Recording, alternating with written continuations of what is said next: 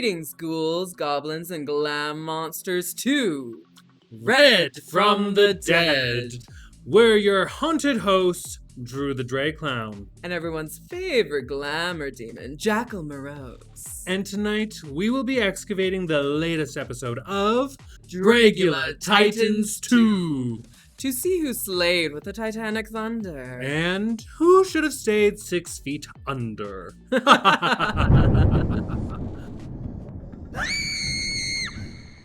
On this week's episode, we will be judging the monsters' ghostly lip sync and phantasmic floor show fashions. As a reminder, we're not here to judge their drag. Drag is art and art is subjective. What we are here to do is slither our way into your souls. We begin this week's episode with the monsters entering the ghost town, and this is the same ghost town as season 4's Weird Wild West. Ooh, memories. As the contestants enter into the town, JK has a vulnerable moment admitting that they have a fear of donkeys and horses. What an ass. Also, who let the cows out? Because the beef between Sigourney and JK continues. Now I have a question for you. What kind of track record would you rather? A consistently safe like Sigourney, or a fluctuating top and bottom like JK? Well, we all know I'm a fluctuating top and bottom. So I think I would rather be with JK on this one and have their scoreboard. Following that meaty confrontation, Cynthia approaches Blackberry and asks to have a little one-on-one time near the outhouse. This doesn't smell like a disaster at all. In fact, Cynthia apologizes to Blackberry for pretty much everything that's happened this season. And Blackberry ends up locking her into the porta potty. What is with Cynthia and porta potties? It's like she's magnetized to them. The heavy hitters, aka Abora, Sigourney, and Eva, all take themselves to the side to have a little discussion about JK. And this is where Abora finds out that she was not invited to the original three-way. Rude! Right? But the conversation switches from that to Jaharia. Can we trust Jaharia? Well, Sigourney goes over there to talk to Jaharia herself, and this is where I saw a true mastermind at work. And I do have to say, Jaharia would do so great in a show like Traitors. Like, she's literally made for TV. Yeah, clock that T. Speaking of, Sigourney does clock that T, and she actually recognizes, no, Jaharia's only out for herself. But I mean, who isn't? It's a competition. Exactly, it's a fucking competition. Following that discussion, we have another three-way, this time consisting of JK, Cynthia, and Blackberry, who reminisce and bond over being the only season 5 monsters left in the competition. And this is where we get a little bit of Blackberry's heartfelt backstory of the time during COVID when she was supporting her family through drag as they lived in a hotel. This is such an honorable and commendable thing to do. Blackberry, you're a queen, you're an icon. It truly was a vulnerable moment, which, as someone who's been homeless in the past, I really empathized with, and I feel like it reached a lot of viewers. It definitely was a moment that would rope you in emotionally. The same way that Sigourney ropes in Cynthia? Well, yes! Because that's the next scene, and this was such a playful little campy bit, but I have to agree with Eva. Everyone makes fun of theater kids, but that's just projection. It really is, because we're all just thespians at heart. What'd you call me? Now we get to the meat of the show, the floor show, and this is where we had the Boulets classic skeleton look. How did you feel about their look this season? Well, I'm always a fan of a good skeletal look, and I do feel like the makeup was on point, aside from the ears. That being said, the fit, it was fun, it was gorge. However, I feel like the skirt could have been a little bit longer. It definitely did a disservice to Swan. It just cut her right in half, and she's already short enough. And I mean, Diva, what was up with the bisexual ankle straps on those shoes? I loved the cape. I loved everything like about here up. And I gotta say, Dracmorda, you looked Ooh. But other than that, like, as always, the mothers are mothering, and no matter what you put the two of them in, they will always look fantastic. As we judge their floor show fashions, we will also be judging their performance in their lip sync to Twin Temples Wicked. Slithering up first, we have Cynthia Doll as the snake oil salesman. And this look I very much enjoyed. I loved the puppetry with the snake. It was fun, it was campy, it was cute. You could definitely say it was fantastic, and I certainly would buy what Cynthia is selling. The puppetry, chef's kiss. And the way that she included the puppetry into her lip sync, I Love. But we barely saw her throughout this entire lip sync, so it's kind of hard to judge. I'm sorry. Following our charming salesman, we have Eva Destruction, who was digging for some gold in her look. She definitely was a performance goddess here, and the distress on the look was tense. This look was perfection. This lip sync was perfection. I just have to agree with our guest judge that had she used a little bit more levels into her performance, this would have been better. She might have ate, she might have won, but she did. So good. Slithering up next, we have Sigourney Beaver as the snake-bitten saloon girl, and I very much enjoyed this look. I just personally wish that the orange wasn't as hyper orange as it was, and a little bit more of a copper tone. Copper tone or copperhead? A little bit of snake humor there for you. And she traveled well between all of the performers during her lip sync. She did good. I just didn't think she did as good as they made her seem she did. I'm gonna disagree. I thought this look and the performance was positively delicious. She definitely knew how to work the room, and wherever the camera was, she was the star. She's like, yes, this is your moment. Well, I'm gonna slither on in here and hi. She knew how to steal the camera. Following that charming performance, we have Blackberry, who was a ghostly gravedigger. And honestly, she dug her own grave with this look. I'm gonna have to agree. The props were not propping, and it really was giving Turkageddon 2.0. We gotta blame that PVC pipe because it was the PVC pipe for that table and it was the PVC pipe for that grave. Don't trust the PVC pipe girlies. However, I do have to commend the little skeleton on the side. That was immaculate. The jewels, the distress, it was gorgeous. And that moment during the lip sync where Blackberry flipped up the eye patch, that was pretty cool. You mean her only moment in the lip sync where she did something kind of cool? It was okay. It was smart. It was genius. But she was at the end of the table and she didn't ham it up the way she needed to. Oh. After that, we have Jaharia, who is a sheriff shot with an arrow. And honestly, this look was very monotone. Where Blackberry went on one side of the saturation palette, Jaharia went on the complete opposite side. And I wish that she was able to just add a little extra color, a little extra life into her look. Well, it is a dead challenge, so I don't know how much life you can give a dead gal, but I'm gonna have to agree. It definitely was a safe look, however, and the performance also was pretty mid. Like it was a good performance, and I feel like she's definitely safe for a reason. It was just NPC energy, not main character energy. That part. And so the music changes and we get to JK the bank robber. And Abora Dala. And she really was putting down Dala with this look. I loved this campy, cute, little scene that they put together. And honestly, I hope it was creatively done by JK and Abora, because this was perfection. Oh, it was absolutely brilliant. And I'm going to piggyback off of what you said. It was camp, it was amazing, and it was a really nice change of pace to the episode. Everybody's being so serious, and then you just got the two of them acting a fool, but in the best way possible. And for their lip sync performance, I very much enjoyed the complete contrast that we had on the one side with JK versus Blackberry. JK ate. He went hard. And to me, him falling at the very end of the lip sync was genius. That's how you capture a camera's attention.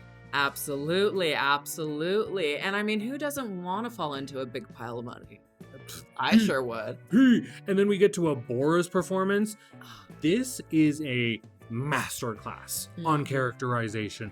This was perfection. Literally, I was studying her face movements, being like, how do I translate this onto stage? Because, like, for real, this was amazing. No notes. I'm literally speechless. I've said it before. I said it last episode. I'm gonna say it again. I love Abora's characterization. She commits to a character every single time, and it pays off, and it's just absolutely a pleasure to watch. I also noticed that this week, we had probably the most masculine presenting looks on a runway naturally. Like, not being like the grooms in the Gothic Wedding Challenge, like, these people came up with these thoughts and concepts on their own, and we only had Eva and Sigourney giving us a femme presentation. I loved this code switch. This is amazing. Well, it's like, you know, you say Old Western, and then suddenly everybody's cowboys. And everybody's got a pistol or two in their back pocket. I know something about a pistol. Now, who was your monster of the moment? The monster that stood out to you in this week's floor show and performance? I'm gonna have to say Abora. She ate. I have to agree. I'm gonna have to say JK. Just because I don't think that they deserve to be safe. Spoiler, they're safe. I thought that they were a top. I thought that, I didn't even talk about their look. Their look was so fucking good. It gave me Orville Peck. It was so hot. I hate that the internet is hating on this look. JK, What, the internet's hating on this look? Some people on the internet. Not the full internet. But I saw some other review shows that may have had a different opinion than what we have. Well, that's disappointing because I absolutely love the look. The little eyes peeking through the cowboy hat, that was so camp. And like you said, very Orville Peck, who is a country legend. And a Canadian icon. And for that reason, that's why I think that JK is my monster of the moment. Now, who is your floor show fatality for this week? Who kind of flopped in a little too hard this week? You know, I hate to say it, but it's kind of a tie between Jaharia and Blackberry.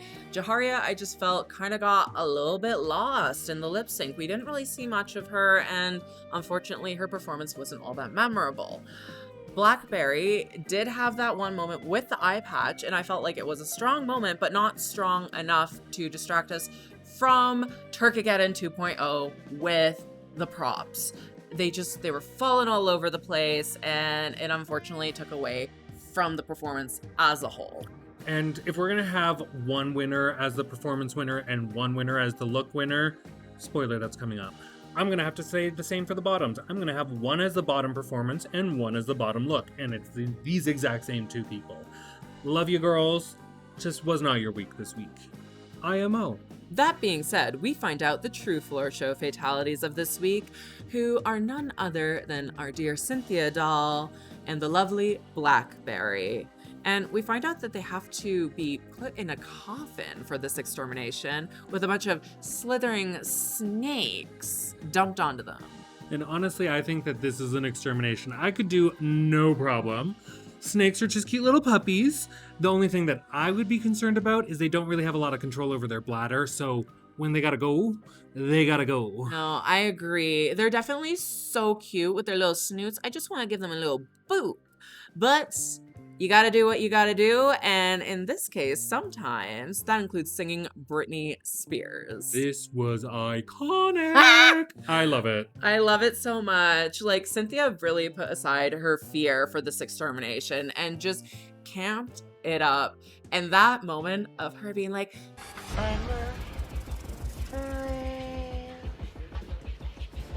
live in my head rent free. Mine too. So who do you think is gonna stay after this week's extermination?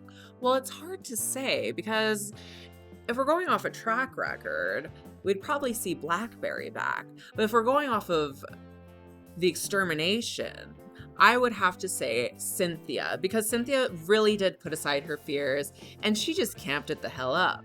Meanwhile, unfortunately, Blackberry seemed to be quaking in her cowboy boots. I'm actually going to have to disagree with you on track record. Oh. I think that Blackberry's track record isn't necessarily the best, and I'm going to have to agree with Cynthia. The first week, she was put in the bottom by Blackberry, and last week, she wasn't even in the bottom technically. So this is her first bottom, whereas Blackberry, I would be a little worried. Oh. She does have the win, though. I will give her that. And that's why I said track record, because Blackberry does have a win over top of Cynthia. But I also think that it shouldn't be based off of track record. It should be a week-by-week comparison. And that, I agree. So hopefully we see our lovely Cynthia doll back next week. But we won't know until next week. Ooh. And so we get to the Hellbound showdown, and what the fuck? There must be something in the water. What are the girls doing to get disqualified? Because in one season, first time ever, someone's getting disqualified, and then the week later, someone else is getting disqualified? Like, what? We were rooting for you. Oh, we were all rooting for you. But honestly, though, I do gotta say, from the post I saw from Jade and from what I heard from the Boulay Brothers podcast, it seems like they parted on very, friendly terms. And they definitely still respect one another. It, unfortunately, just something happened behind the scenes, which caused for another disqualification, which, what the fuck? But also, that is not our the fuck to know. And we should all be respectful and not listen to the rumor mill and just, let them have their privacy. Jeez. Instead, we'll focus on Disasterina and Priscilla Chambers. Oh, this was amazing. I love that we had another snake oil salesman. Disasterina looked so good. This was probably, in my opinion, her best look that she's brought so far, that we've seen so far. Well, it is. But Priscilla, mama Eight. ate that. 8. Ooh, she knew how to lip sync. It also probably doesn't help, though, that Disasterina didn't know the words. But gotta give some points for the fiery interpretive dance. Oh, period. But you know what I heard on the podcast?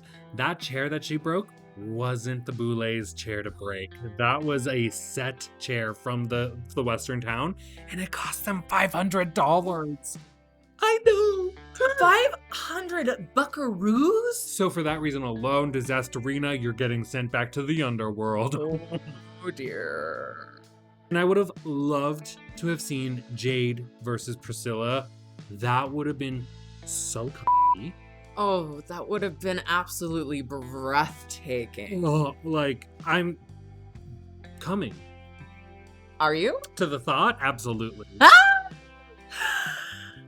Oh. See you tonight in my wet dreams, ladies. Well, that being said, I think it's time for some Crypt Keeper comments. Absolutely. And again, thank you to everybody who commented last week's video. We had probably the most amount of comments that we've had so far. Y'all are doing the algorithm correct. Thank you very much. Kisses, kisses, kisses, kisses, kisses.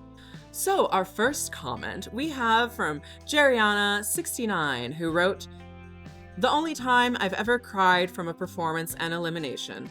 I am so sad Priscilla went home. Crying emoji. I know the Boulets said they weren't sure Priscilla had more elevation to show, but her original season, she just got better and better. So mad." I would have to agree. This was so disheartening. We love Priscilla in this house. Thank you, Jeriana, for your comment. Thank you so much, and I do agree. I cried from the performance, and I equally cried from the elimination. But at least we get to see her slay in the Hellbound showdown. And we have another local diva, Sativa Divine. She said, "I seriously can't stop saying treason." Where's the t-shirt? Where's the Dirt Squirrel fan? Also, a back-to-back elimination? Just wow. Honestly, the Dirt Squirrel fan, that made me IJBOL. Yes. IRL. LOL. TTFN. Ka-ka-ka-ka-ka-ka. Well, yes. So thank you, Stiva, for that lovely comment. And Abora, get on the Tree Man merch. I don't know why I'm leaning into the microphone. I should be leaning into the camera, but Abora, get on the Tree Man merch. And that, my darlings, was this week's descent into Dragula madness. If you enjoyed this week's debauchery, then make sure that you like and subscribe down below. And be sure to leave a little blood offering for us in the comments. We might just read those Crypt Keeper comments next week. Until next time, Stay deadly.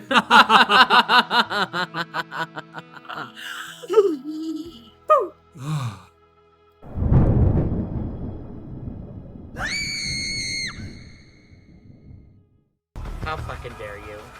How fucking dare you? I'm